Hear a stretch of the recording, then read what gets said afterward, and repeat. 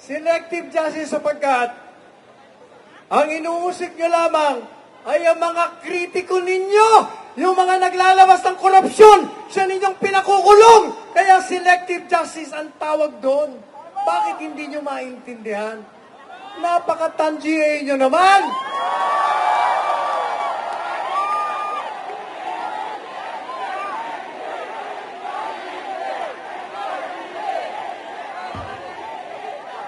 Pangulong Marcos Jr., biro mo,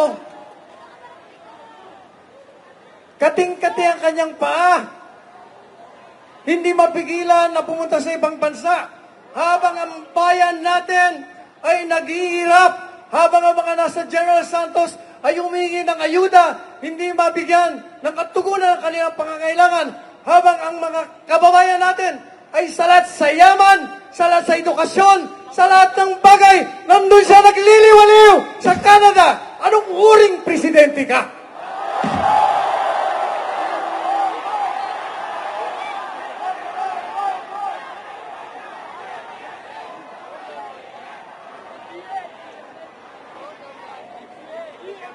Tatapusin ko. Maikli lang, sasabihin ko. Sa wikang dayuhan, alam niyo ba kung ano ang pinakamataas na batas?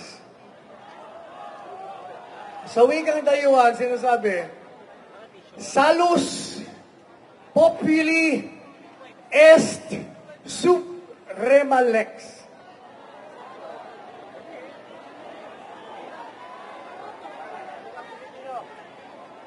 Ang sinasabi sa wikang Pilipino, ang kapakanan ng taong bayan ang pinakamataas na batas. At kung inihingi ng taong bayan na ang pamahalaang iniluklok ng mga kababayan natin ay kinakailangan ng bumaba sa kapangyarihan, yan ang pinakamataas na batas.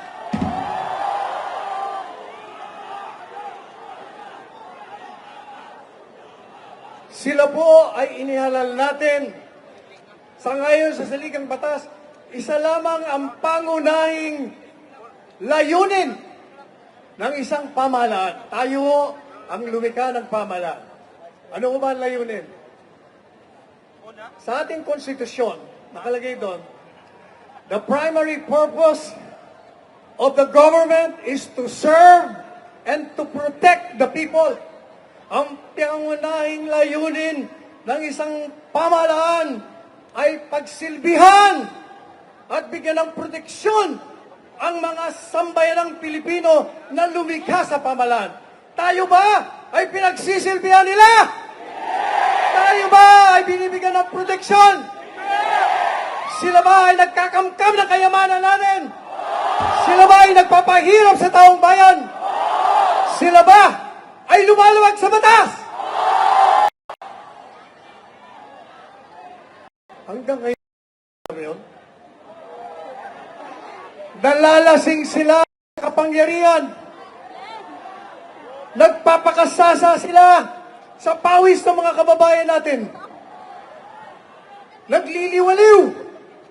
Alam po ninyo, sa aking pagtatapos, may naalala akong natutuhan ko sa UP College of Law. Alam niyo kung ano? Sa wikang dayuhan na sabi ganito, for whom the gods wish to destroy, they first make mad. Ang mga tao, ang mga politiko, ang mga nasa kapangyarihan na gusto ng mga Diyos ng tadhana ay ibaon at ilibing sa lupa. Sila ay nilalasing muna sa kapangyarihan. Kaya, sapagkat sila'y nasa kalasingan ng kapangyarihan, ang mga Diyos ng tadhana ay ibabao na sila.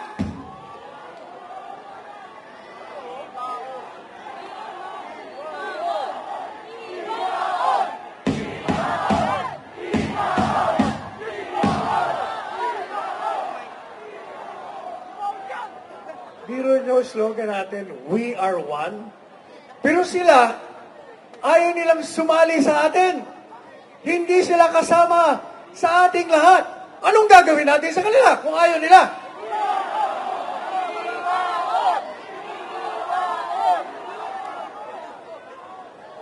Kaya mga kababayan ko, marami pong salamat sa mga kapatiran ng Iglesia ni Cristo sapagkat itong kapatiran na ito ang nagpakita ng pagkakaisa. Yan ang panawagan nila mula sa pool. Magkaisa tayo. Hindi po pwede magkawatak-watak tayo. Subalit, pag ang mga nasa kapangyarihan inilagay natin sa kanilang mga posisyon, ay ayaw makipagkaisa, anong gagawin natin?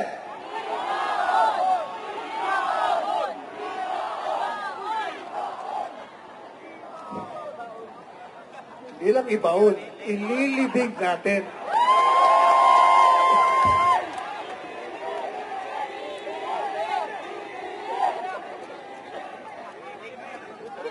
Kaya tananawagan po tayo sa mga nasa kapangyarihan ngayon. Akala nyo siguro ay mananatili kayo sa inyong mga kinaluluklukan. But let me tell you this, sasabihin ko na sa inyo, nabibilang na ang mga araw nyo! Nabibilang na ang mga araw ng pagnanakaw ninyo! Nabibilang na ang araw ng paglamag nyo sa batas! Darating ang panahon, yung ginagawa ninyo sa mga taong kritiko ninyo, ang mga pinakukulong nyo, kayo ang ipapasok sa bilangguan!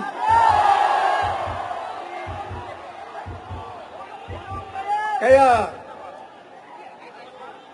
manalangin po tayo. Sana magbago pa sila. Sana magkaroon ng pagbabago ang kanilang mga kalooban. Sapagkat pag hindi, maniwala kayo hindi matatapos ang buwan na ito. Matatahimik na tayong lahat sapagkat sila'y mananahimik na. Ulitin naman natin. Isa ang bansa.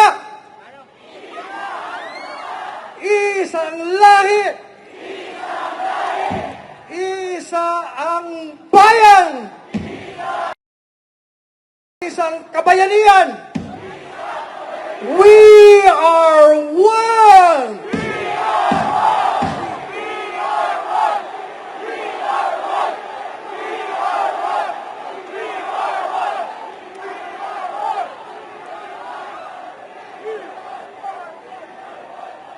Bago ako umalis, bago ko makalimutan, kabuti ko pa pinapaabot ho ni Presidente Duterte ang kanyang mainit na pagmamahal sa kapatiran ng Iglesia ni Cristo at sa lahat ng mga kababayan na hanggang ngayon ay sumusuporta sa kanya. Maraming salamat, mga kababayan. Thank you.